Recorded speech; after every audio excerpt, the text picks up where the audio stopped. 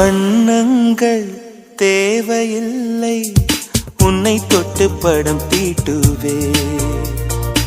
அடடா அது நடந்தா உலகம் வியந்து புகழ.